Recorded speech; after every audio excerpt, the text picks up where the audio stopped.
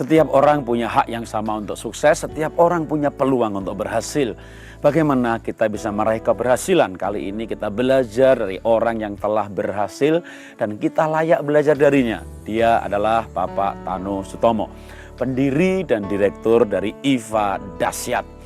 Kita layak belajar darinya karena dia mulai hidupnya dari bawah, lahir dari keluarga miskin, membuka perusahaan dengan 1 sopir, 1 sekretaris, 2 orang pegawai. Tapi hari ini memiliki jaringan stokis di 360 kabupaten, 33 provinsi, 300 pegawai, kantor pusat 7 lantai, gudang 2 hektar, dan sederet prestasi lainnya karena IFA Dasyat telah masuk dalam kategori MLM level 4, kategori yang luar biasa. Nah, beliau mengatakan, untuk berhasil maka yang paling penting adalah setiap Anda yang mau berhasil harus ada di tempat yang tepat di dalam hidup ini.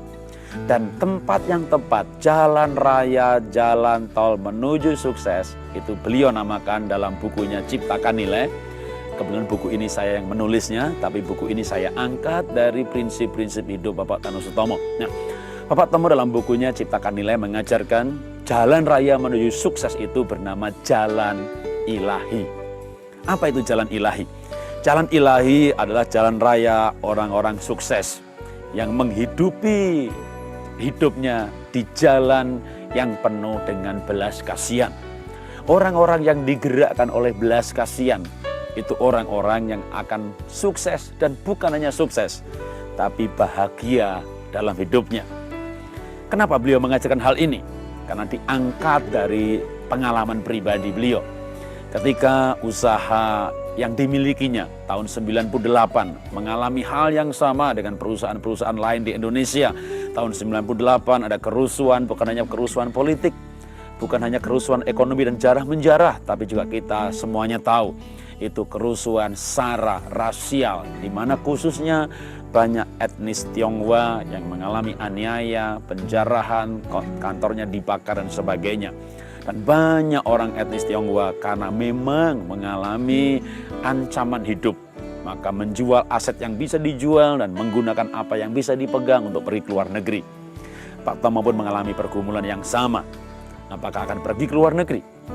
Tapi dia mulai berpikir, kalau dia pergi ke luar negeri, bagaimana dengan karyawan? Bagaimana dengan supplier yang selama ini IFA adalah bisnis ekspor. Dan kita mengenal begitu banyak supplier yang karena kerusuhan Mei 98 itu, maka banyak buyer yang takut datang ke Indonesia dan usaha pabrik pun hampir bangkrut. Didorong oleh belas kasihan kepada supplier yang butuh pasar lokal, didorong oleh karyawan yang butuh pekerjaan, ditambah dengan melihat banyak sekali orang-orang Indonesia yang membutuhkan lapangan pekerjaan dan bagaimana secara massal bisa menangani hal ini. Maka tahun 98 itu kami berpikir bahwa MLM adalah sistem yang tepat.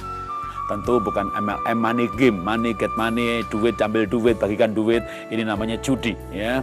Tapi MLM yang ada produknya. Jadi memang yang dibagikan adalah bagian dari keuntungan dari bisnis yang diputar, yang dijalankan ya. Kalau bukan bisnis semacam itu, maka itu judi. Nah, didorong oleh belas kasihan ini, maka istilah dari Pak Tomo, dia bekerja keras dengan semangat baja, pantang menyerah. Karena dorongannya adalah belas kasihan, bagaimana menghidupi karyawan, menolong supplier, memberikan lapangan pekerjaan bagi orang-orang yang menganggur. Ada banyak orang yang berubah, bahkan pernah ditayangkan di televisi dalam program bersama IFA Mimpi Jadi Nyata. Didorong oleh belas kasihan inilah, maka Pak Tomo bekerja keras dan hasilnya hari ini beliau menuai sukses. IFA menjadi perusahaan yang besar karena dijalani dalam jalan-jalan ilahi, jalan yang dikobarkan oleh belas kasihan. Mari kobarkan belas kasihan Anda dan raih sukses. Salam dahsyat luar biasa.